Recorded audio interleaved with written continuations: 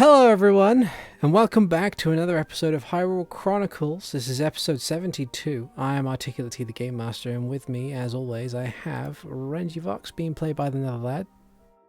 We're on see what could possibly happen. I have Hikan Sio, being played by Avrdal. Good thing there's land on the horizon then. I have Zayden Shari, being played by Robopirate. Hello.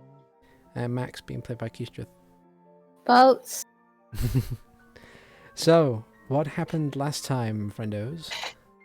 Last time, everyone kind of got in the routine that would mostly follow for the next 8 or 9 days, with everyone that's part of the Storm's Eye learning more about ship life, or in the case of Max, being the expert at hide and seek. We made it with a decent time. We didn't have many issues for the first few days, and then we ran into a wall of thick fog, and we passed through that with some really good rolls on perception, and Zayden turning into a killer whale and guiding the boat. We found a shipwreck whilst in there. Didn't find much in the shipwreck except for a corpse and a crew log, specifically, or from the Fairwind Trading Company. I was going to say Fortune's Fairwinds, which is like, no, that's not it at all. But other than that, we made it through the fog without incident, sailed for another day or so when we ran into a mythical big octo and escaped with relative quickness, which is good because there's no way in heck we probably would have been able to defeat that. A day or so after running into the big octo, Mara came back with a new ornamental mace, and there was land on the horizon, hopefully the island of Lizalfos that we've been seeking to get directions to our other island. Indeed. And that is where we will pick up in this aspect of adventure.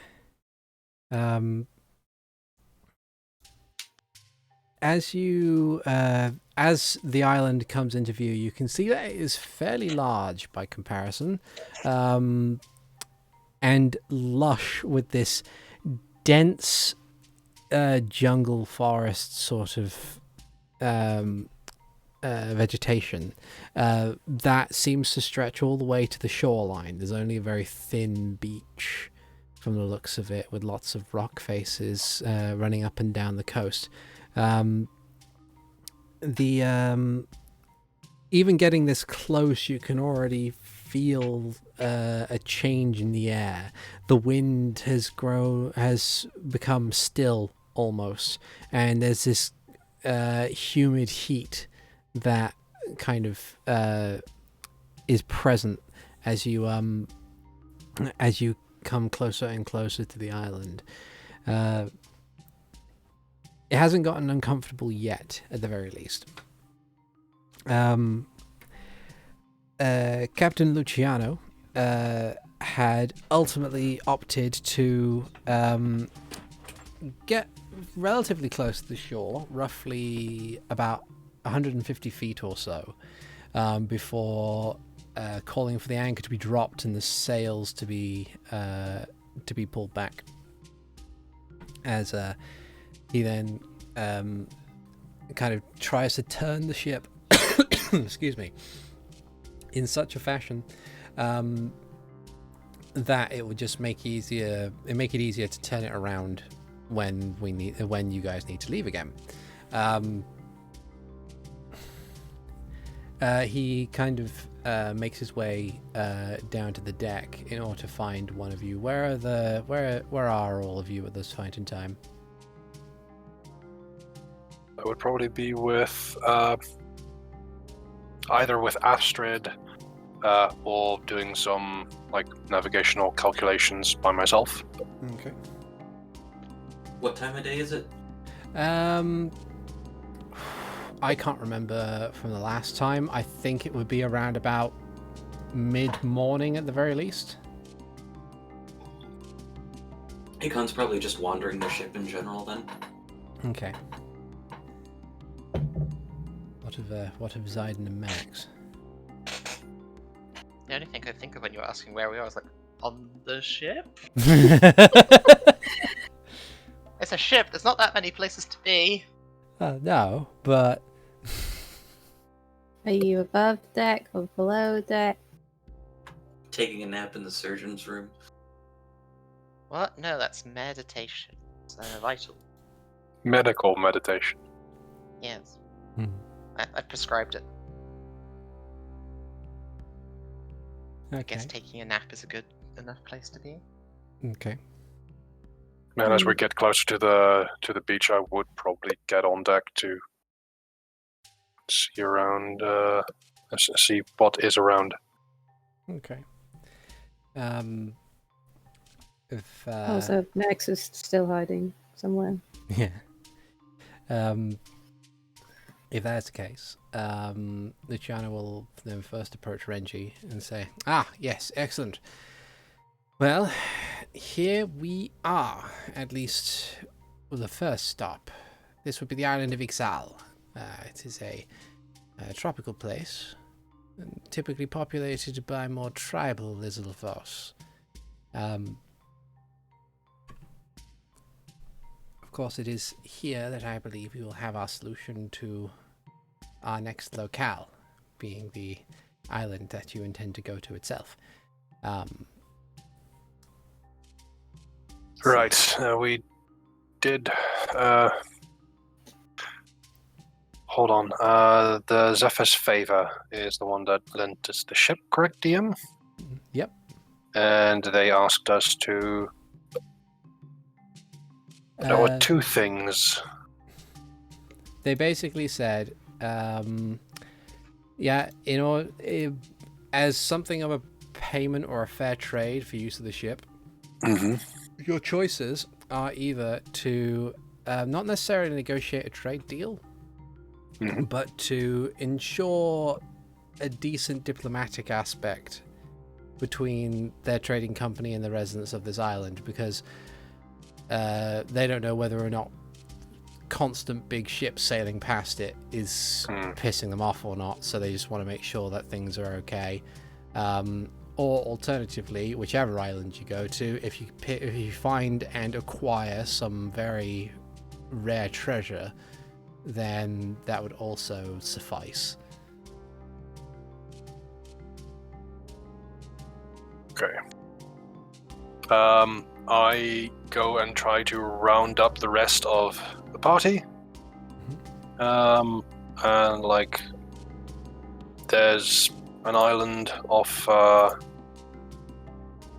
is it port or starboard bow? Anyway, one of the two. And yeah, we might have some work cut out for us.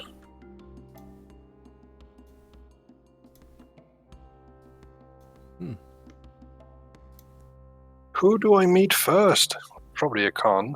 If Hikan's doing more wandering, you probably would have bumped into Hikan first. Hikan will activate the Helm of Telepathy and go seek Max. Damn it. Ooh, Max. Max is the person who told him how to do that trick too. That's the funny Yeah. part. Curse is spoiled again.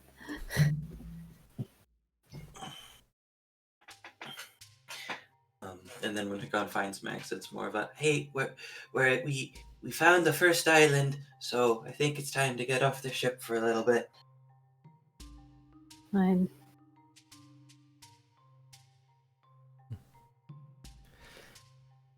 Max looks like... You may have noticed that he hasn't, looked up at any point during this trip and has just, kept his hood down. Everything okay?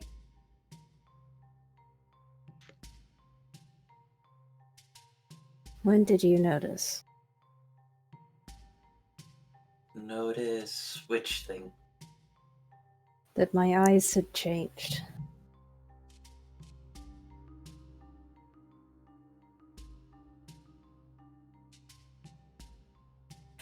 Hold on. That was all the way back Yeah, when we were but- solving Sarkosis problems the first time around. Oh. It's been a little while, I think. Why did no one tell me?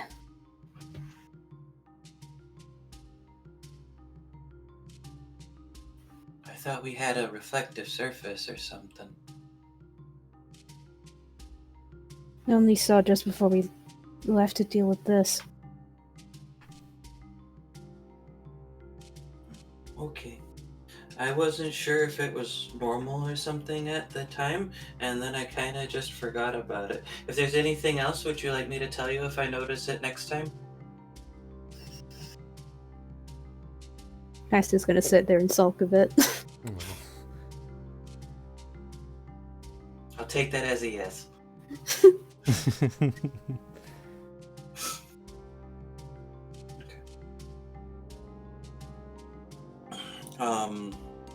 How big is the ship again? It's a brigantine, so it's fairly large. There's 4 decks, and it's about 100 feet or so long. At least I think it is. Because if I was just curious on if I can detect Renji's thoughts or not.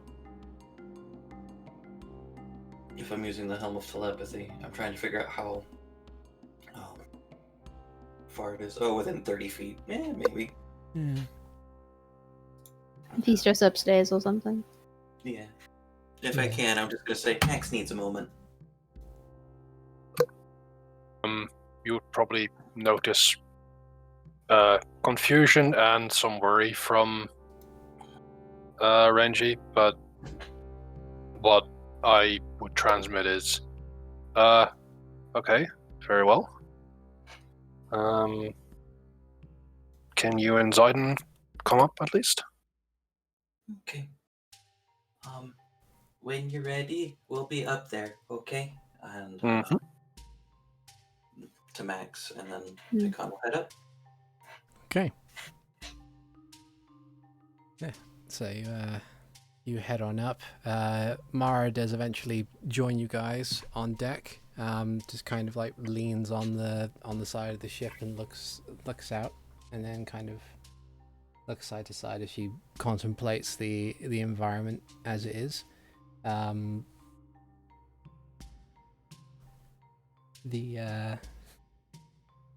Master was up like 10 minutes later.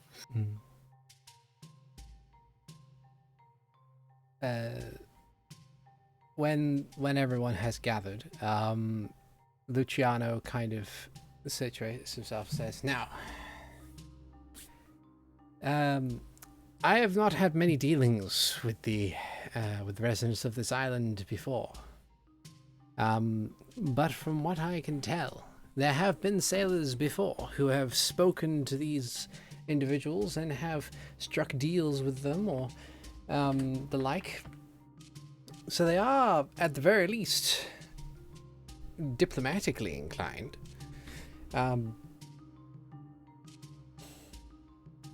Astrid then says, perhaps then it should be worth having Glisham and Graham come down and join us on this expedition. Maybe they have some kind of insights. Maybe. Grisham, on the other hand, just kind of looks over and says, well, I'm not exactly sure that's the... I mean, I'm happy to help. Both of us are happy to help. But we've spent most of our lives in Sarkosa and in and around. We haven't really had the opportunity to be more in tune with the other aspects of our apparent culture. At which point, Weiss will kind of sidle in and says, I think I can help with that. I am a bit more world-weary, so to speak. Luciano kind of smiles and says, excellent, right, well, be sure to take Weiss with you. Unfortunately, we won't be able to send everybody. After all, if we have everyone abandon ship, if anything goes wrong, then, well, we have merely a derelict on hand, and it is not exactly the most, how should I say, wise of choices.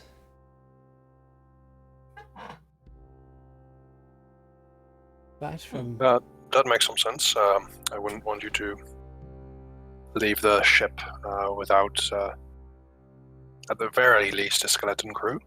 But I don't think we'll need many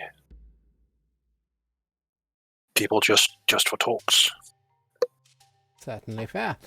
We have but the one rowboat as well, or at least one larger rowboat. It should be able to take you and a couple of other people. So if you have any specific members of our crew that you wish to take with you, then that is by all means your choice. Well, having Weiss around would be a good idea. I think, Hikan, definitely with your circle of telepathy, that would be a good idea of communication.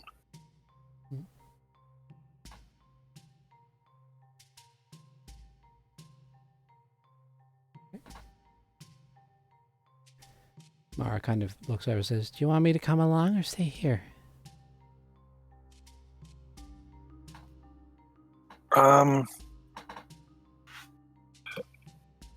Well, you do know some languages as well, so that wouldn't go amiss, I think. And if you want to come join us just for, like, being there, that's completely fine too. Well, I mean, it is interesting to see a completely different source of land, I suppose. Not worth avoiding this opportunity.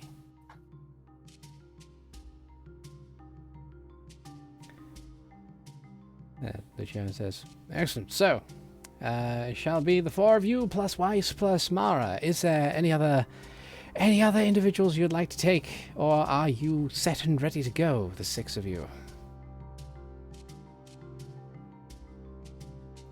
I don't really know.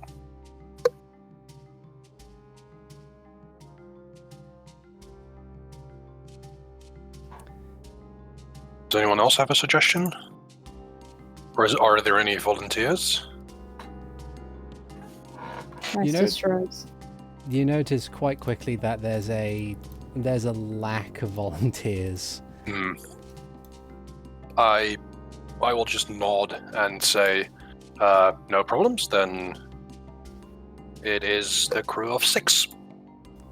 The rest will take care of the ship.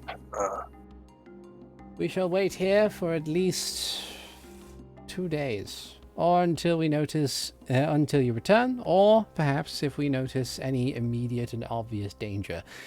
In which case we shall do our best to rescue you, but in the meantime, if it is beyond our capabilities, we will be forced to turn back.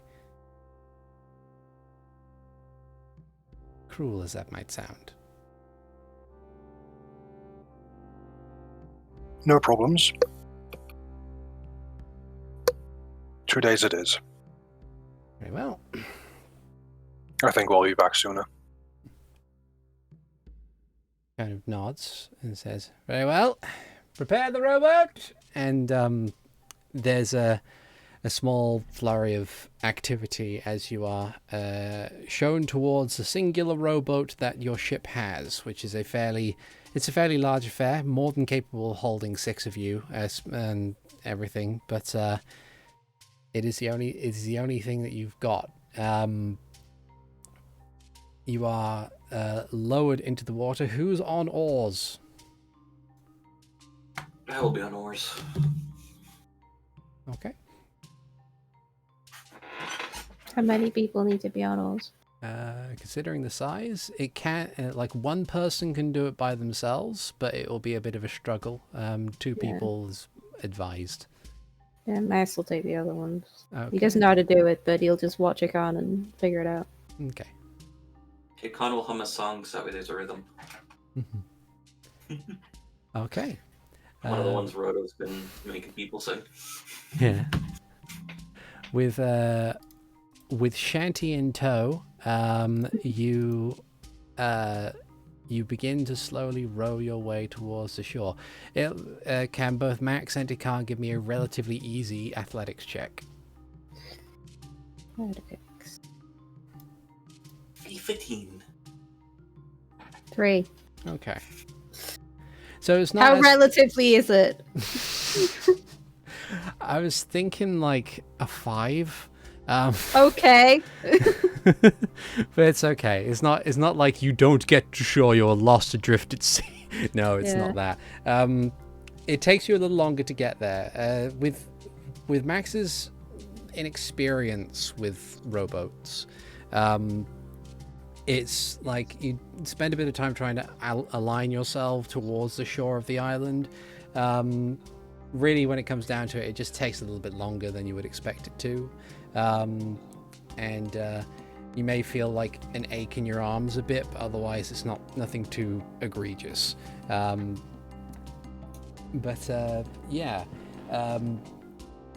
As you after a few moments, you become like you run aground on the actual shore of the island, a fair distance away from the ship itself.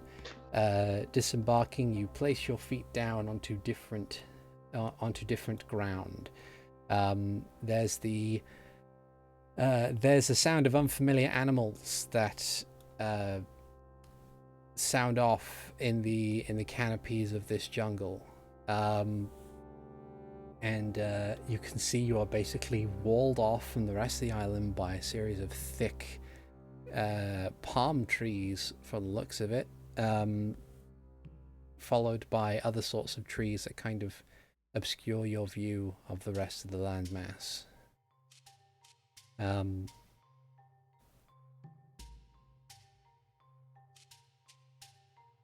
Is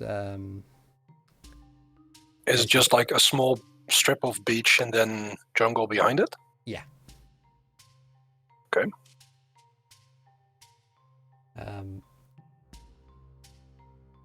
Weiss takes in the environment, looks around a little bit, and kind of rolls her shoulders and takes in a deep breath and says, "I advise that we wait here.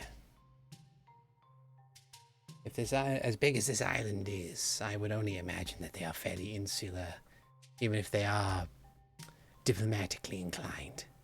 They probably noticed our arrival soon after. If they wish to talk, they will send someone." Very well. If that's the case, then how long do you think we should wait? As if to answer your question, there's a series of slow but purposeful stomping sounds coming from two separate directions. After a few moments, some of the smaller trees and vegetation part as a pair of Lizalfos are riding on the back of what appears to be a much larger creature. It has blue scales, wanders on all fours, and it appears to be something of a turtle, but like much larger, with a long tail with something of like a club at the end of it. And each of the Lizalfos appears to have spears. The beast they ride upon stops short briefly, and one of the Lizalfos disembarks from their creature, holding onto the spear in both hands, and they take a couple steps forwards, barking something at you in Lizalfos. I'm guessing not in Lizalfos, in Draconic, I think. I think it's Lizalfos that speak Draconic. Hello. Yeah. So it's Draconic they speak in. And Lizalfos says, "Stop! State your business!" Weiss, in turn, will say in her own Draconic, "We're here to talk. We wish to discuss current matters and the possibility of a solution to a problem. Her demeanor seems very curt. Like, not anything becoming of what you'd expect from, like, a foreign dignitary or anything like that. I would probably have some trouble discerning that because I'm unfamiliar with Draconic in the sense that, like, I know what it sounds like, but I don't know the details. Yep. I'm just gonna read body language and wait until people decide to, like, try to fight each other. Yeah. With your passive insight, you can tell that, like, the Lizalfos of the island are very defensive and cagey. They keep their distance the moment that any kind of advance towards them is made. Like, even if it's just like a half step towards them, they take a half step back. Vice, on the other hand, is she stands tall, hands behind her back, almost looking down her snout at the other Lizalfos in question. But there's a pause as this first Lizalfos kind of, like, bares their teeth at Vice, and then looks back and says something to the other Lizalfos on the back of this creature. Over the course of this, let's see, where did I put it? Nope, it's a CR3 thing. There we go. Over the course of this, I believe it's a minute that you have to analyze beasts, isn't it? To make them part of your beast form, Zayden, isn't it? There's nothing that says that. No? You just have to see them once and you're done? You can use your action to magically assume the shape of a beast you have seen before. Okay, you have seen this beast before. It is now in your catalogue. Yay. Dinosaurs. Yeah. Ooh. The first one, or the one that is not on the back of this creature, after discussing quietly with his companion, turns back and says, "Affairs? What affairs?" Vice just kind of, like, shrugs and says, "Affairs of trade. Affairs of ships that go by the island." And there's another pause. And the first Lizalfos says,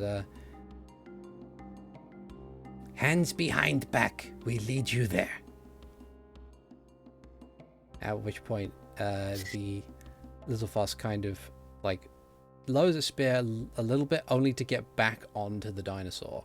And Vice then turns to the rest of you and says, Max has already got his hands behind his back.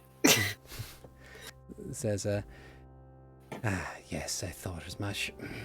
She says this in common. What is up? "This island has Lizalfos that praise Lestrig.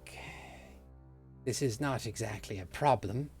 Not every being who praises Lestrig is going to be as antagonistic.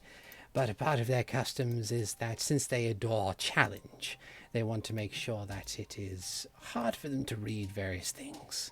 So as we make our way to their village, they ask that we put our hands behind our back on the way there. Means that we can hide something. It makes it harder for their negotiations on their side, at the very least." That seems like an interesting tradition. Mara kind of nods along and says, "Lestrig is weird. It's... the deity is... people praise the deity kind of in an ironic fashion. Not necessarily because they want peace. They praise it because they believe that challenge makes them stronger, and therefore they're tempting the god in order to make their lives harder so they become stronger for it." That doesn't really sound like... That doesn't really sound like a being worthy of worship to me, but I am probably not the one to discuss matters of theology. It will be fine. In many instances, at the very least, we can appreciate their bluntness, but we'll get there. Now, onwards. And she, Vice keeps her hands behind her back, and Mara puts her hands behind her back and just continue walking along, as this great beast lumbers around in a circle to move back down the path.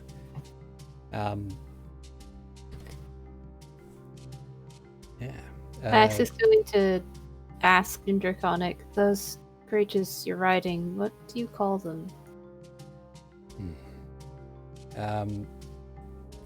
The one of those of us kind of glances behind as you wander and says, "We call it Shell Beast." Okay. Sensible.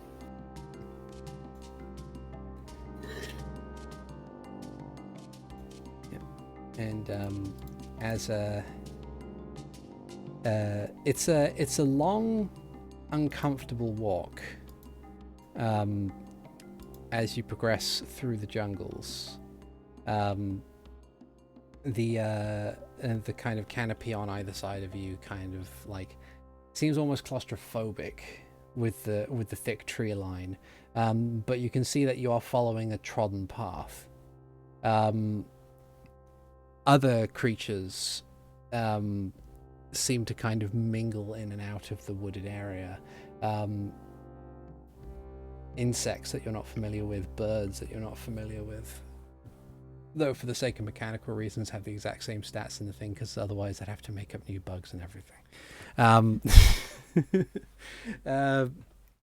But yeah, it's just it's a different world almost entirely. Like even when you set foot on Snowhead Mountain or wandered close to the swamps of Drumnik, at the very least there was an air of familiarity about it. There was this aspect of the world that you felt that you knew, but here it just feels entirely alien. And it becomes even more so when you find yourself coming towards the this village of sorts. It seems very basic. There's not very many like decorations or accoutrements or anything that can that don't serve a purpose other than to be there for practical reasons. It just seems very bland but yet practical and safe and functional. As you get closer, you can see that the Lizalfos guards on the either side of the gate stand to attention and prepare to defend themselves, but are waved down by the two that are on the back of the shell beast, as they call it. As the beast gets inside the boundaries of this small village, and you're led inside, one of them hops off the creature and gestures you to follow them further into the village, where you are guided amongst all these different Lizalfos towards a larger tent, this one probably having the only decorations in it, and even then it's very minimalist. You are asked to wait outside briefly as this one Lizalfos enters in. There's quiet, gruff conversation on the other side of it before that same Lizalfos exits the tent and then asks you to enter. Yeah. In we go. Yep. In we go, indeed. No. Okay. As you do. Meanwhile, Zayden, as you kind of like may have been glancing around this village, having seen a new beast, you find yourself also viewing another creature. This one being a long, fierce-looking monster that stands relatively tall with crimson scales, two tiny little arms that seem almost vestigial at best at this point, but a set of teeth that look like they could tear through anything, and that has now been added to your catalogue of monsters. I don't know why, but when you were saying that, I was starting to think, crimson-scaled long beast. Is it a Rathalos? Not quite. Wings. Wing. It's a Monster Hunter D&D game now, boys. No. Oh no. We fell into a different franchise. Today's crossover is. I have been playing a lot of Monster Hunter Rise the last few days, so I've properly started it. I still need to get some malachite ore for my armor set, but I'll take care of that later. Yeah. Inside the tent, you see that there is this one Lizalfos who looks much taller than the others, much with a wider kind of build.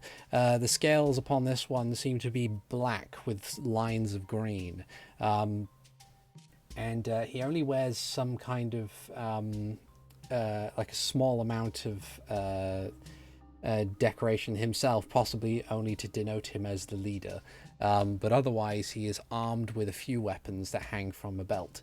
And he turns to you and like narrows his eyes and then says in perfect common, "So, what brings outsiders to Ix-Aan Isle?"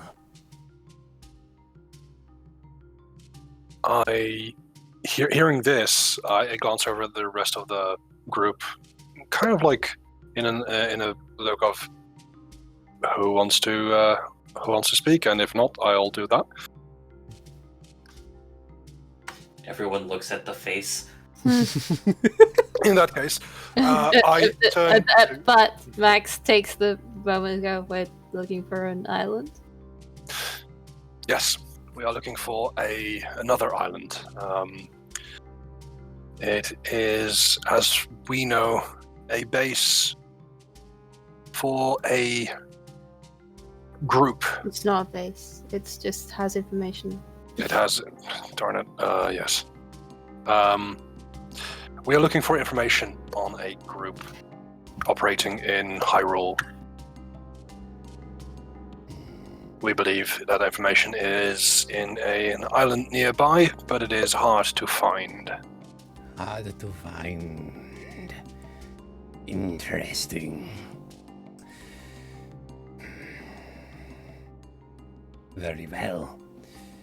I can provide this information, as well as the tools to deal with other problems, if it is the island that that I believe you're looking for.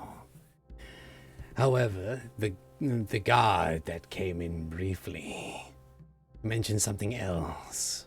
Matters of trade. Yes, indeed.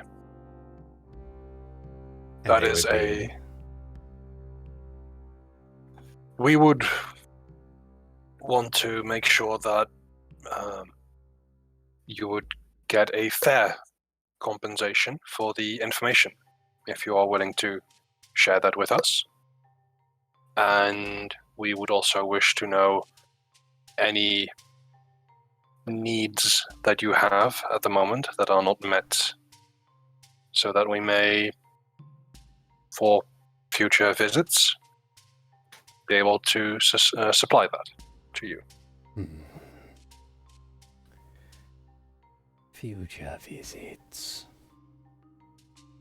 I cannot say that the people that you see here currently will be those that will come after, but we are here both for our own goals, the island that I mentioned before, as well as the goals of the people that allowed us use of the ship that brought us here. They are the ones that wish to establish trade. I see. This can be done. However, we are not in need of anything. Lustrik, great Lustrik, has provided the challenges before us, and we have met them time and again. But we will not turn away trade. If there is any other missives that need to be presented before us, we shall gladly negotiate.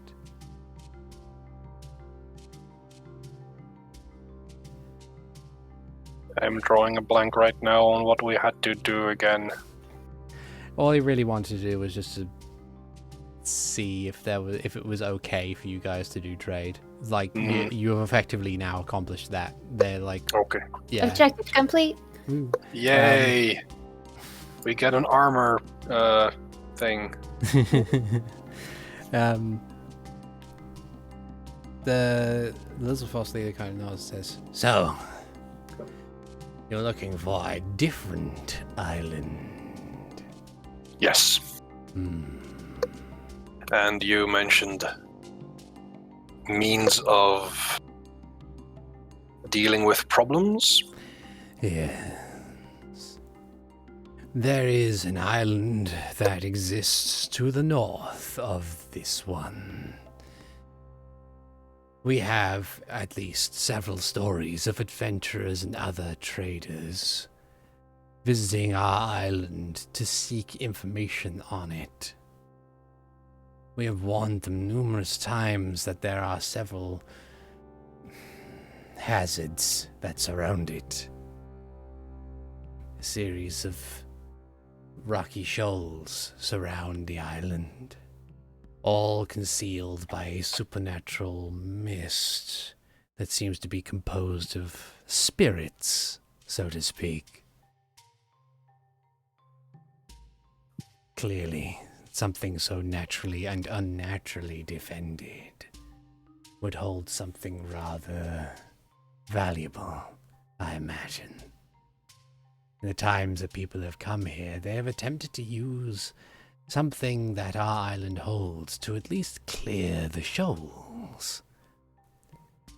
Unfortunately, such an item is guarded by a great and terrible beast,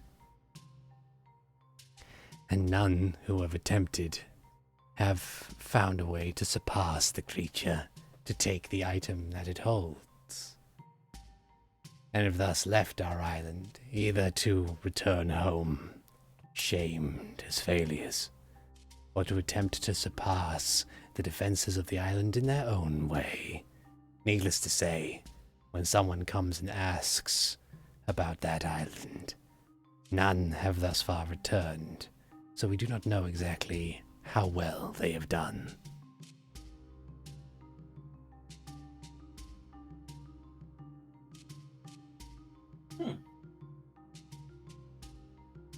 Thank you for... Yes? Oh, so where's the beast? The beast resides in a forgotten temple within the center of our island. We'll happily guide you there, but as per the needs of challenge, we cannot aid you in whatever fight you might have with that creature. Oh, that's okay. And like, there's the calm disposition on Hikan causes the leader Lizalfos to smile rather obviously. Like, I like the cut of this one's jib, but it's like, it says, very well. I can only wish you luck.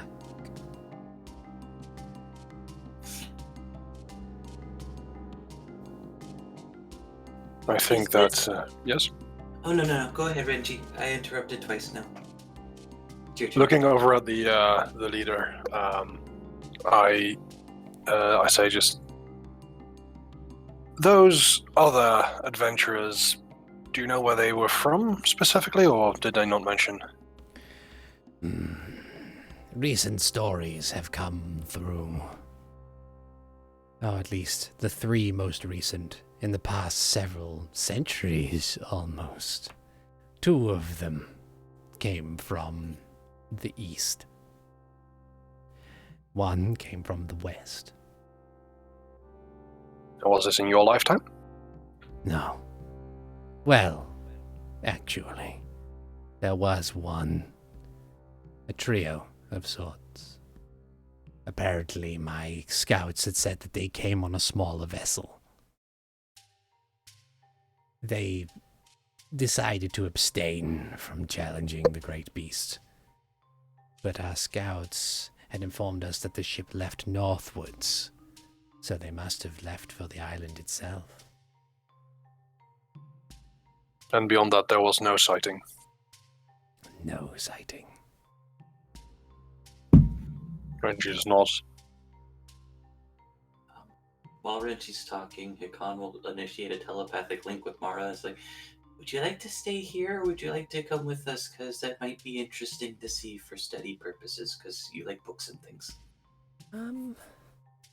Well, I would rather stay here, mainly because I feel like this would be out of my remit. If people have tried and failed, I'm not much of a fighter, so I'll only slow you guys down. Okay. So then I will look at later after Renji finishes and goes, a couple of us aren't warriors. Could they stay here while the rest of us go fight the beast? The Lizalfos liaison kind of nods a little bit and says, so long as they have methods to leave, either by you returning to collect them, or under their own will to get back to their ship if you do not return. That is not a problem. I look over at Mara, and I look over at Weiss. And I say... Weiss looks back to you and says, I shall keep her safe. Do not worry. I nod and say, in that case, if you were to maybe discuss specifics of trade in the time that we are gone? Very well. It seems like a wise idea. A wise way to spend some time. I'm glad that you think it is wise. Like her eyes now, it's like, given the pertinence of our time, I will not punish you for making a pun out of my name. But do not think I will not allow that to pass again. Well, Ness is going to slowly back out of the room before she kills him. We will all leave you to your fate. Yep. Oh dear. In a roundabout... verdict, guilty, punishment, death. in a roundabout way, the leader will call for another scout to lead you towards this area where this apparent beast lies. If asked for any ideas as to what the beast is, they steadfastly refuse to give you information. Chiefly because, you know, as per want of Lustrig's domain, the challenge is there, and it would make it too easy if they told you. So, about how long does it take to get there? Just out of curiosity. It takes roughly, like, as you're led through this kind of dense jungle, it would take about 30 minutes. So for the first 15 minutes, Hikan just starts asking like specific questions about the beast and things like that. And then afterwards he thinks about it for a little bit and he goes, so what's Lustrig like? I haven't heard of Lustrig. After, like, the answer to the questions that you get are very much in accordance to maybe yes, maybe no, into everything. Because it's like, does it have claws? Is it scaly? Does it have feathers? And just like little things, trying to get a little bit of information. Yeah. And just eventually he starts asking about the god to try to get a hint from that. roll a 13 on his patience check. He seems to weigh. It seems to kind of like do rather well in regards to withstanding your incessant questions, though. Hikan is the challenge. Yeah, Hikan is a challenge. But when you ask him about Lustrig, he describes Lustrig. He's rather open about Lustrig. The otherwise known as the Great Opponent, he describes Lustrig as an impossibly long serpent, with a constant scheming smile. Lustrig enjoys toying with its prey, much like a cat, despite being a snake. And there have been stories within their own religion, so to speak, of shortly after the creation of all of Hyrule, like the Lizalfos who praise Lustrig seem to fully acknowledge Din, Nehru, and Furore, like the creator deities, but only in the sense that they acknowledge that Lustrig came soon after, like as some kind of cosmic accident, which then hounded the three deities constantly before the deities themselves left the material plane. And there is something of a discussion as to whether or not the deities left the material plane because their work was done, or they left because Lustrig annoyed them out of existence. It's it's. So I fit right in with their religion.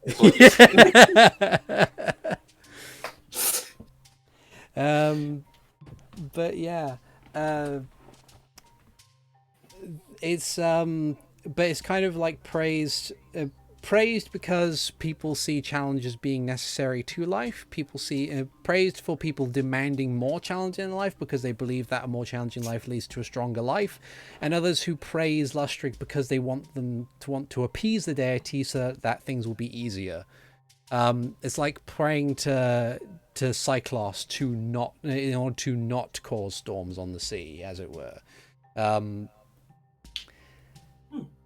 But yeah, it's a complicated creature,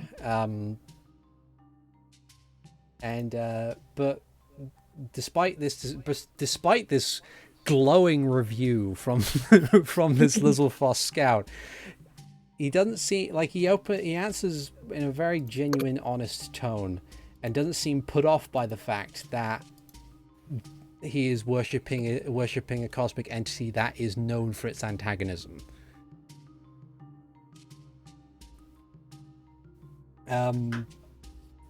But yeah, eventually, he stops short as the woods themselves begin, or the jungle itself begins to clear somewhat, and you can see ahead of you, like, turned over stones and arches and everything, things that look to be from an older civilization, long forgotten. And the scout just points ahead and says, "Through there would be the beast. Be warned. It will come to you when you are far more out in the open. I will simply remain here and report back on your results." Okay. Is there anything like are we like moving into a courtyard, or is this more of like a temple complex that we enter from another side? It looks like there was meant to be a series of like pillars and other ornaments and stuff. You can't seem to see if there was any greater building. It looked like it would have been a series of standing stones or obelisks that were once here and had since been toppled because of various issues. Okay. And is there anything like beyond like abandonment, like signs of abandonment? Is there like destruction, signs of like maybe something rampaging? Beast track. Make a investigation check. That would be a 2 plus 2 is 4, unless someone wishes to help me. I was gonna try to persuade for a survival check if we're looking for like tracks of beast or things like Oh that. yeah, if you're looking for tracks, then Yeah, yeah, that that's would be survival. If you're looking to see what might have happened to the ruins other than just time. Okay, well, let's say I rolled that. I'll go ahead and help Renji with his investigation. In my case, it would be a 22. I only have a plus 2, so I would rather help Zaiden. So you with can go what? for the other 26 as opposed to the first 26. Exactly. I just like the second better. Yeah. But yeah, if Hikan helps me, then it is a 17 on my investigation check. Okay. Might give us different information, so. Alright, so for those who rolled for survival, yes, it's quite clear that a very large creature has come through here multiple times. You can see a variety of large footprints, or you can see where the trees have been forcefully pushed over in certain areas. From what you can gather, it appears to be quadrupedal at very least. And it doesn't appear to be a herbivore, as there doesn't appear to be anything within the plant life that indicates that it's been chewed on. Or at least nothing, it hasn't been chewed on by something of that size. As for the investigation check, in regards to what might have happened to the ruins, you think it probably is just time. Like the island was long since isolated from the rest of the world, that it wasn't really feared to have been attacked by anything. So whatever civilization that was here must have left or died out in its own capacity, and then what they left behind just kind of became lost to the ravages of time. Though there are instances where certain things have been crushed or stomped on by what this large thing would have been. I do relay that information that it might not be a herbivore, but beyond that, I don't really know. Like, doesn't seem to have any signs. There don't appear to be any signs of destruction. Do any footprints we find have like big claws? Yeah, but judging from like the pattern, Hmm. it doesn't appear to be something that would be used to slash. Okay. Like it looks to be like 3 splayed toes going in 3 different directions on like a very big circular pad of a foot. Okay. Long shot. Does the temple seem to be of Sheikah origin? Give me a history or religion check. I'm bad at both of those. 7. Yeah. You're Can not I sure. help? Sure. Then I help. 17. You're not sure. Oh, I Mm. was so certain that there was going to be something else. Like a lot of the stone looks very kind of round, as if it's been eroded by wind and time, to the point where possible markings would have been long lost. That's fair. I just figured, with certain things in regards to the book that I have, it might be an artifact related to that. I don't know, but Okay. So the scout kind of looks at you expectantly. It's like, well, okay. Shall we?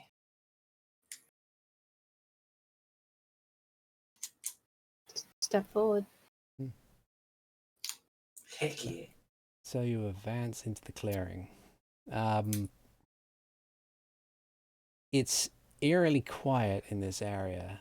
Like, it's not until you start, like, just before this stone archway, one of the few bits of structure that still remains standing, that you notice that there are no birds. There's no buzzing of insects. It's just the rustling of leaves on the wind. And as you approach, as you kind of pass under the threshold of this archway, it's the first time you hear it. This loud, bassy roar that shakes the trees ahead of you. And with a tempo that seems eerily quick for something of its size, you hear thunderous footsteps. And before long, breaking through the tree line, and staggering over some rubble, appears to be this large, like this impossibly large creature. It walks on all fours and has this kind of scaly orange hide.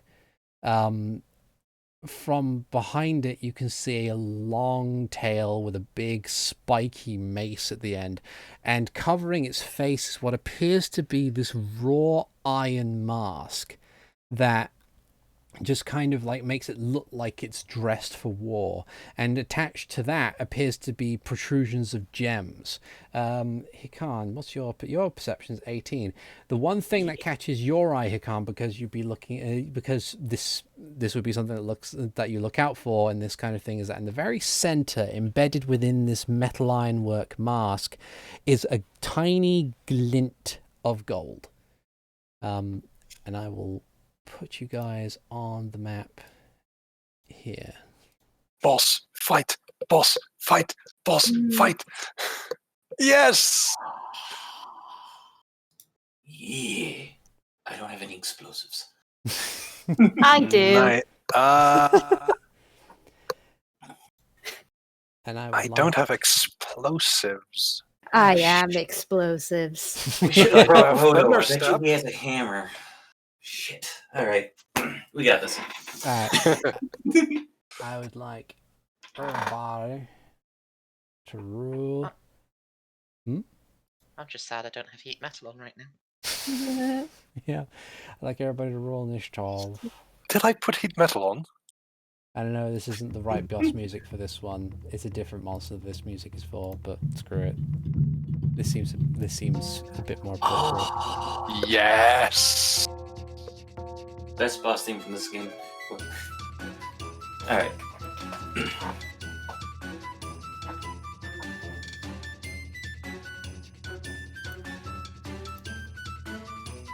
Okay, and before I add anything in, just need to add.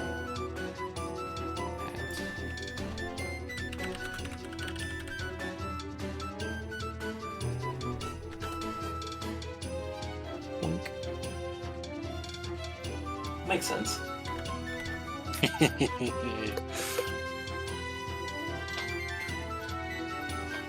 There we go. Okay, so Renji, you are up first. As you stare down this massive creature, there's this uncomfortable feeling in the back of your mind as you look at it, and you can almost hear the harvester's voice saying, "Yes, yes, this is it." Creep. I start, however, with that, holding aspiration in my hand, I just book it towards it. I rush, and I use my movement to get here, and I use my bonus dash action to move over here. And then, like, I probably see it, like, starting to open its jaw to devour me, but just before that happens, I vanish, and I end up back here as I cast Thunderstep. Nice. Okay. All right, so it needs to make a. That is a Constitution saving throw of Okay. 18. Gets a 26. That sucks, but okay. Still It's says half that. damage still, isn't it? It is half damage. Oh, why did you roll? Some description in. Okay, that's fair. Yeah. But I will roll. Yeah, you do your damage. That is 27 points of damage. No Nice. Hexblade's curse because I already used my bonus action for Okay. dash. So that's a pretty decent chunk of damage done there, pal. That's a good roll for Thunderstep. Yes, That is a very good roll for Thunderstep. indeed. And that is one spell slot down. Okay. All right.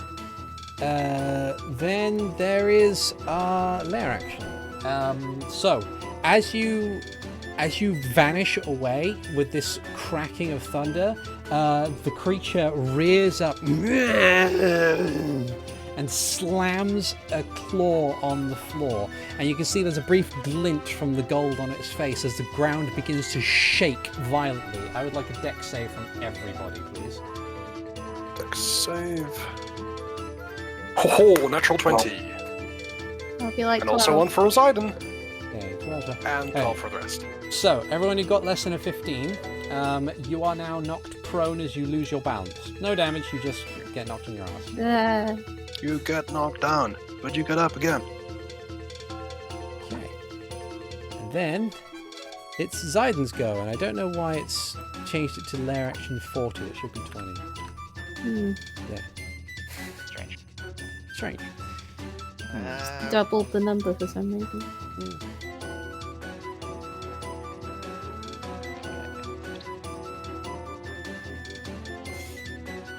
So I'll move forward somewhere.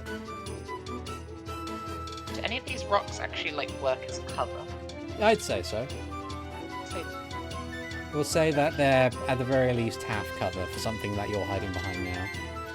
and then I shall cast a polymorph at him. Polymorph, you say? There's the DC. Wisdom saving throw. DC 17.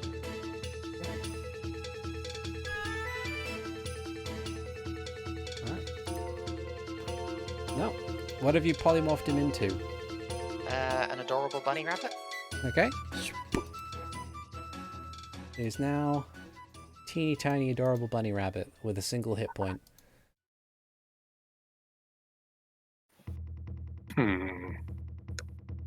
It is that way for 1 hour. Or until it dies. I don't think Well, wild gets to animals 0 hit points. know enough about magic to commit suicide to go back to normal. No, that's true, but more like if we damage it. Oh yeah, we can just like pick it up now. Okay. That's it. Okay. Alright. Yeah. So, it is now an adorable little bunny rabbit. Do you have anything you want to do as a bonus action?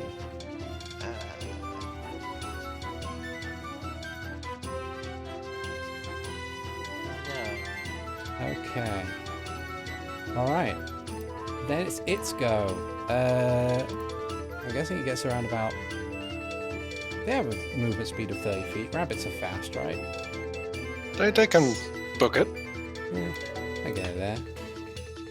I don't think there even is rabbit stats in the Probably not. That'll be that. So, Khan, it's your go. I think my Do we headphones are want to going hurt the bunny rabbit? I mean, Well, as soon as you hit it, it'll turn back into the giant thing. It just carries over any damage. yeah. It's just more of a case of you can just like scoop it up into a bag and then it can't do anything for an hour. I don't know whether or not it can do layer actions when it's a bunny rabbit.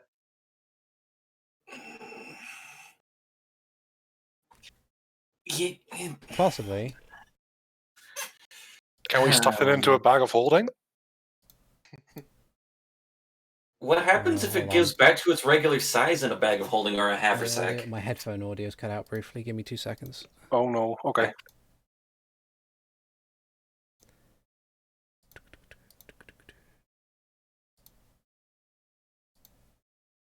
Okay, can people say things? There we go. Okay. Yeah, I think my headphones are running out of battery because they keep bleeping at me, so I've plugged them in now.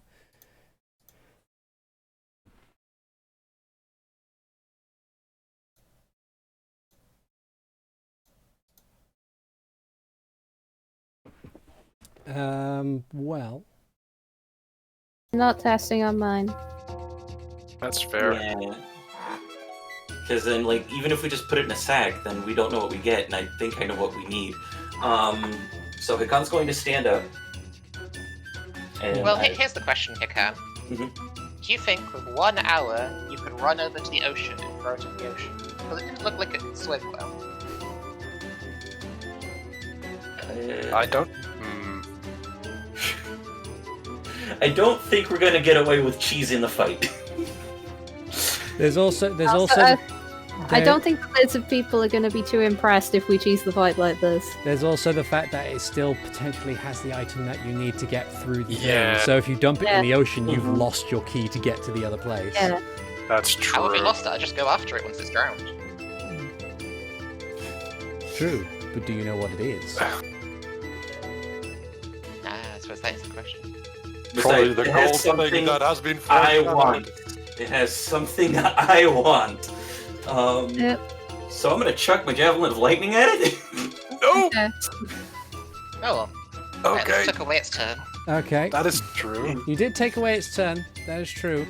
I don't think there is a way that it could pass any kind of save, and it's definitely been hit. So that would be a total of 18, 28, 32, 3 points of damage. So -1 from the 1 hit point a bunny has. That's 32 damage.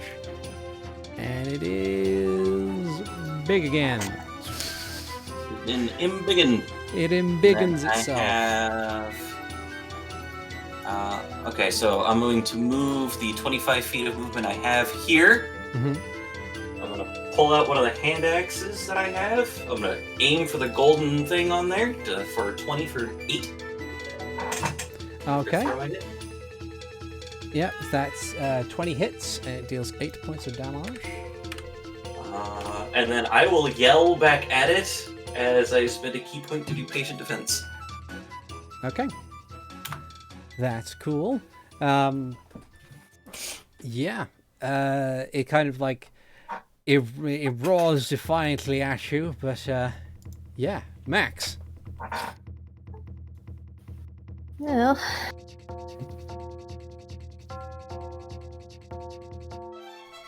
As much as I want to just throw Storm Spear again, I also want to help Hikan a bit. Nice. I'm gonna stand up, give him haste, hmm and just move over here. I don't think I have any bonus action. Okay. So that's my turn. Oh wait, I can quicken a spell. But I can only quicken cantrips. Okay. Ugh, I have to use Firebolt. And this. Yeah, unfortunately a 12 misses. It kind of plinks harmlessly off of the big metal mask that this creature has. Yeah. Renji. Yes. As an action, I will form a dagger as my twilight weapon. And let's see, that means that I'm not using my shield at the moment because I have aspiration right hand, dagger left hand, and I will move 10, 30, 10, 20, 30 feet. With that, I hold out the dagger and I cast Hexblade's Curse on the thing as a bonus action. Okay. So there's that.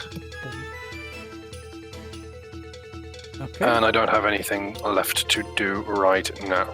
Okay. Alrighty then. So. As I kind of hide behind this fallen over pillar. Yeah. Okay. Lair action. You hear more rustling from the. You hear more rustling from the tree line as a collection of smaller creatures make their way into the clearing. They seem to be much smaller versions of the larger thing, possibly a touch more harmless by comparison. And then, as the lair action comes to a close, it does not recharge its foot stomp. Okay. And it goes to Zaiden's turn, and it keeps changing it to... I guess we know where the lair action is, so I don't need to change the numbers. It's in order, doesn't matter. Yeah.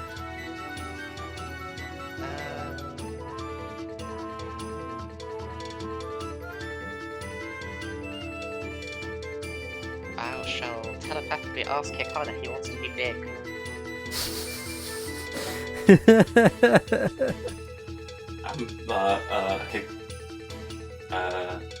There's the feeling of affirmation. It's not really words at the moment. I shall enlarge Hikan. You've been embiggened. I have been embiggened. The main advantage is that you'll have an extra D4 on every attack. Yeah. Kaiju fight. Kaiju fight. And then... I will Looks like the try apocalypse is cancelled. and move behind it whilst maintaining cover coming from. Okay. Right. On its turn, it's going to see the biggest target in front of it, which is a supersized speedy Hikan, and it's going to try and hit you with its tail. Like this long, almost stretchy tail just kind of whips around to try and club you with the spiky end. 28 for 8 points of damage. As That surprisingly hits. It slams into you. Oh yeah, you're up to impatient defense, aren't you? So it'd be a 23. Oh, that doesn't hit because I'm hasted. Yeah, okay. It kind of swings a bit. Woof.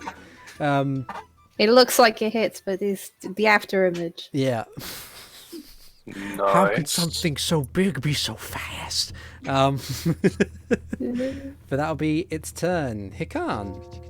Hikan will take his 5-foot step forward, and yeah, we're just gonna wrestle here. So regular attack is 11, That's a miss. 13. Miss. Hasted attack 16. Miss. Flurry of blows. That's a hit. Also, Embiggened. hand of harm. Is it immune to poison? It is not immune to poison. It's poisoned Okay. until the end of my next turn. So that is 9, 15, 31 damage, and 2 key points, and then I have one more attack, 28 for 9. Yeah, that hits. Happy boy has turned into Danger Boy. Whew. And the flavor of these particular attacks is more like I'm trying to rip off its mask, but like try to get like underneath it because it's probably like swollen and the rest of it. So that way I can get to the golden medallion. Yeah. Okay. Oh, Yeah. medallion, you say? All right. So, yeah, you kind of crack, pull, just trying to get into it. It does its best to resist you. You might need to You might be able to get it next time around if you have as fortuitous a round as that one. But at the moment, it seems steadfast stuck in there. Max. Yeah, I'm gonna move a little bit away from these things that have shown up on the sides. Same squishy. And trying not to hit it directly in the mask as Hikan is grabbing it. Mm-hmm. Gonna gather up a whole bunch of spot.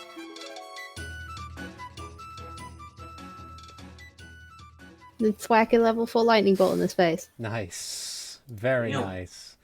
Not face. Not face.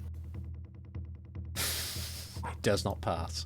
I figured its nice. dex wouldn't be as good as its con being good. It's a big thing. It's a big boy. Boom! It's just Thanks, lightning. it just like everything goes bright and then dark again, and then eventually resets to its normal lighting as this piercing lightning bolt carries through the creature's body and incinerates a bunch of the stone behind it. It's just insane. But yeah. Anything else you like to do? I would like, while I have the points, to convert some sorcery points into a spell slot. Okay. I'll get a third level back. Okay. Because I hardly ever do this, and I may as well. Yeah, that's fair. Oh, this bonus action just lying around doing nothing. Alright, then it's the smaller creatures. Each one is going to gallop out of the brush. They're going to use the dash action, and using it will travel 20 feet, and then allows them as a bonus action to headbutt. So the 24 hit Renji's AC. Yes, it does. Take 4 bludgeoning damage. Ouch. And then this one's going to come around here, and then if it can dash, it can't get around that rock. It's going to go there. Then this one is going to clamber up over here, and then dash action towards Zayden up here. And nat 20 for 15 points of bludgeoning damage. And then this one is going to maneuver here and then dash action to try and get at max. 19 for 5. 19 hits. Okay. Hang on. That's... Yeah. Constitution save. I'm fine. Yeah, you both maintain concentration on your spells. Hikan remains fast and bimg. Okay. And that'll be the Helmosaurus goes. Renji. All right, I will move away from the smaller creature. Okay. That will probably be an attack of opportunity on me because I'm not attacking it. Okay. AC is 18, so that hits, Okay. right? Or Yeah, does right. Defender hit? If it meets it, meet and beat Meets it. for AC. Beats it. Yeah. Okay. Yeah, that's 5 points of damage then. Okay. I am just going to focus my attacks on this creature. One attack, and because I don't have anything in 5 feet next to me, that is with advantage. Okay. And it is Charisma, so that is with super advantage. First attack, 25. That hits. Second attack, 28. That hits. And apparently, okay, so, and then my third attack is a bonus action, Twilight Dagger. Okay. Let's do some maths. Okay, first, my first attack does 15 damage plus 9 is 19 damage. Okay. My second attack is 9 plus 4 is 13 damage. Okay. And that is a total of I didn't say to sneak attack damage a specific one. So that would be for the next. That would be Looks like they were both 4. a 4, 4, and a 9. Yeah. 4 and a 9. Um, I'll be charitable and let you choose which one you want to do. I would like to use the 9. Okay. Yeah, So that would be an 18 on the third attack. Okay, So 19, 13, 18. 19, 13, 18.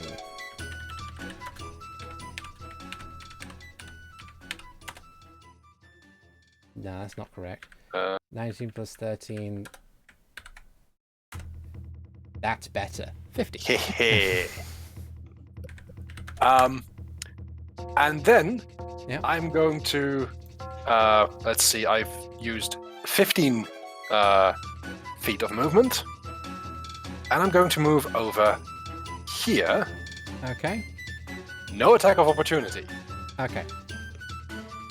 because that is swashbuckler stuff. All right. Let's see.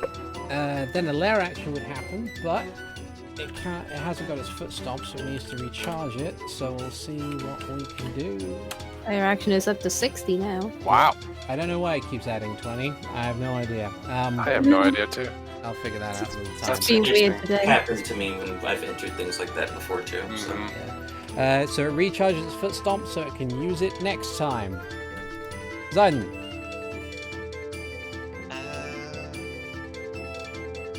Poseidon will go for shape-shifting into one of these new beasts he saw. Okay. And hey, now I'm flanking and will hit the giant thing. Okay. 10. Nice, that's a hit. I'm gonna assume it can't fail that strength save. It might. Give it a chance. See? Alright. It's on the ground! Beat it up! Like you swing so hard into its back leg, like at the knee, and it buckles over and just. This poor creature just has so many statuses on It does have so many statuses on. This bad boy can fit so many statuses in him. Yeah. Yeah, that's all. Okay. On its turn, it's gonna use half of its movement to stand up. And it's gonna try and take another swing at the big guy. Yeah, at disadvantage because it's poisoned, so it misses. It misses again. Nice. Alright. Then it's Hikan's go. Cool. So here we go with advantage on 118, Miss. a natural 20. That's a natural 20. How do you want to do this? God. Hikan pulls back his hand because he would, regardless of what happens, he's going to use that key point. So Hikan pulls back his hand as it's covered in that new dark form of energy, and he forces it forward into because pulling the mask wasn't working. Pulling out the mask wasn't working, so he forces it forward, trying to just break the mask, grabbing the medallion or whatever the heck it is, and then pulling it back. And probably grabbing a whole heck of a lot else of this creature's face, Yeah. the insides. So you like it's diminutive in your hand, but with a swift, decisive strike, your hand disappears through the metal of the mask, cracking it, and you pull back. In your hand, you now have chunks of what feels like raw iron ore. The flesh and scales of this reptilian creature, and in the center of it all is a tiny little gold medallion. DM. Yeah. I am very far in initiative from this. Yeah. May I throw my dagger at it? Sure. That Give is me, give me an attack ranged.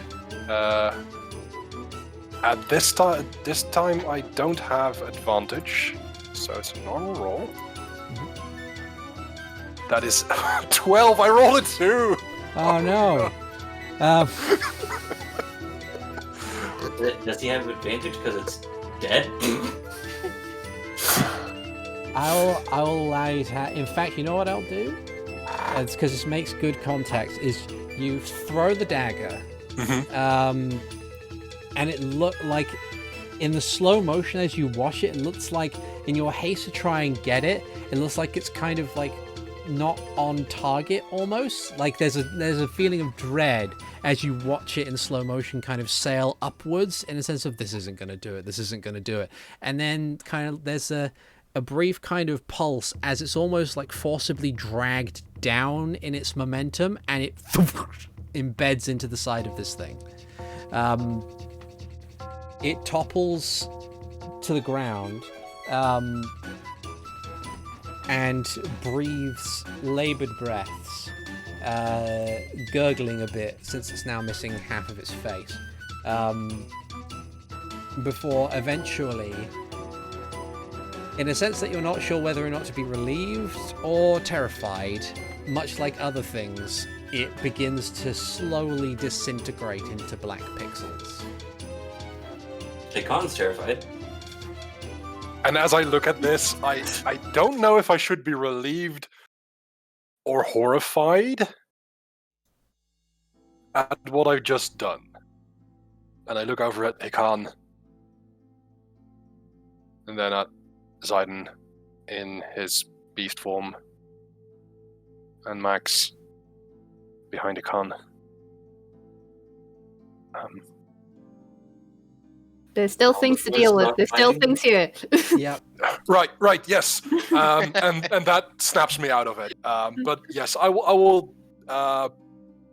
Introspection later. Murder first. I will lose my bonus action for my next turn in that case. Okay. I think, unless you want to do something else with it. I was gonna say, I would have said that it just takes up your reaction on that one. Okay, that's also fine. Alright, so after killing the big one, Hikan turns around and punt kicks this one with his hasted attack. Okay. Whee! So that hits. That is a total of 13 damage. Still up, but there's a pained kind of as you smack Flurry into blows. it. Yep, there's another 10 damage on top of that. Still going. And then 11. I don't think that one hits. Yeah, that one does not hit, sadly. And yeah, that is action, bonus action, hasted action. Okay. Max. Ace is not happy that this thing hit him, and he's gonna fucking yell something at it in Draconic. Mm-hmm. And slap it with shocking grass. Yeah, and it would have advantage because its mask is metallic. Oh, So that's lovely. yeah. That's very sweet. As it yelps in surprise as you He grasp basically drags the metallic claw around it as he comes down. Yeah. Okay. Yeah. And can I get both of them without Hikan? I can't. I have advantage on dex saves and I know. have evasion. So That's fine, but I'm gonna quicken lightning bolt. Okay. yeah, hit me. You get 3 of them. You get 31. 1, 2, 3. None of them. Excellent. Booms. And I'm Hikan's fine. fine. Any card's fine. So that one's gone. That one's gone. And this one looks like it's barely standing as it takes the excess of that lightning damage. If it can understand Max, he just says, run. Make a intimidation check. Yeah. I would very much like to make an intimidation check. That's a 30. Okay. Oh, It's a 30, and he rolled a 17. oh. Yeah, that's Plus 13. That's, Yes. That's screw. That I is. am intimidated. Max is scary boy. Yeah. Scary boy. Alright, so this Helmosaur is going to fucking run and use his dash action and disappear from the board forever. Yep. And then this one is going to foolhardily attempt to fight the Ankylosaurus. I can fight this thing that's 3 times my size. It's Yup. fine. Renji. I have made a terrible mistake. Let's see, with that one there, can I dash over? Well, no, the creature is gone. So I will Yeah. dash over here. Hold on. Oh yeah, that's fine. I'm over here, and I will just use my Sunblade twice. Okay. And that is one. I will use So sneak nat attack. 20. I will use sneak Sneak attack attack. on this one. Uh-huh. Okay, so that is Total one hit. 23 for. Sorry, no, not 23. 16 for one-handed damage, including critical. Okay. Then 20 points of sneak attack damage. Mhm. Okay. And no Hexblade's Curse damage. So in total, that would be 36 points of damage on one attack. Uh-huh. And if it's not done yet, It's barely hanging on. then another natural Another 20. natural 20. No, it's because it's Hexblade's Curse, because your natural 20 was 30. Oh, Oh, okay. yeah. Okay, Yeah, then so it's just no. a hit. Just a regular hit. Good catch. Good catch. That is 12 points of damage Okay. on this attack. And that one is also slain.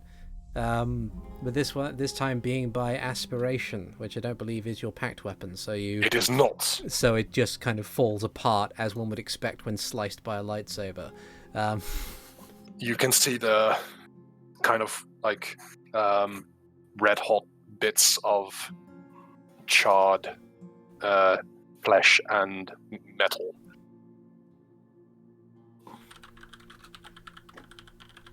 As you would expect from a lightsaber, which it isn't. It is legally distinct. Yes. It does not do the zwoosh zwoosh sound. It does the boar sound. Yeah. It sounds like sunshine. Whoa! And thus Wait. everything falls silent. Despite the death of this creature, it doesn't appear that any of the other aspects of smaller life, like birds or insects, return. It just remains quiet, except for the rustling of leaves. Hikan, What I will do while I'm still embiggened is, you know how, like, if something's, like, covered in really big dirt clods or something like that, you can kind of roll it in your hands to get the dirt to fall off? yeah. I'm trying to do that to clear the medallion. Yeah. So like you'll definitely have to take like a tool to it to remove it from the chunk of metal. But it is quite clearly one of the medallions you're looking for. In fact, if you recall back to the book, and are able to appreciate it before the lethargy that is losing the haste spell kicks in, you would recognize this. You would recognize the wavy lines on it as being the Quake medallion.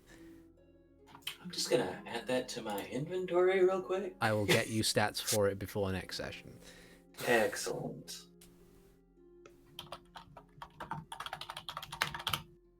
Okay. I figure at least that Zidon will ask about at some point, like, oh, that's a shiny thing. Right now he's big, and how much of this did the entire thing vanish when it was... Whatever wasn't pulled apart from it by Hikan was now gone. Oh, looked like it had all sorts of gems on it. Yeah. Which is all the more important as to My why bad. Hikan removed the medallions from it.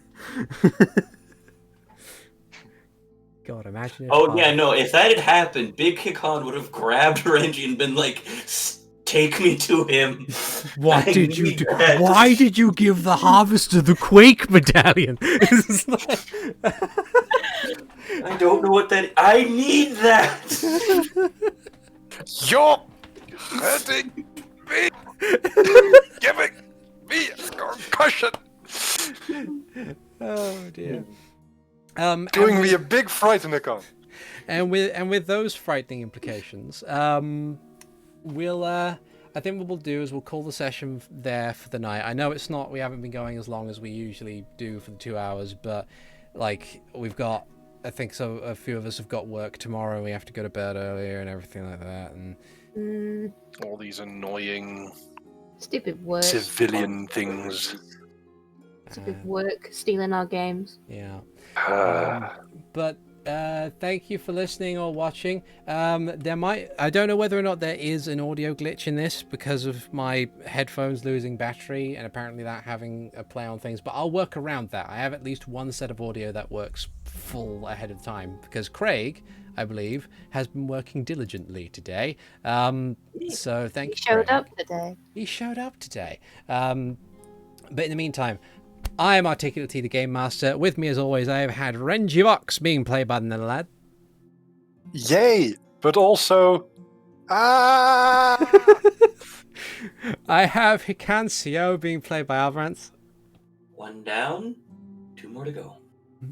I have Zayden Shari being played by Rubber Pirate.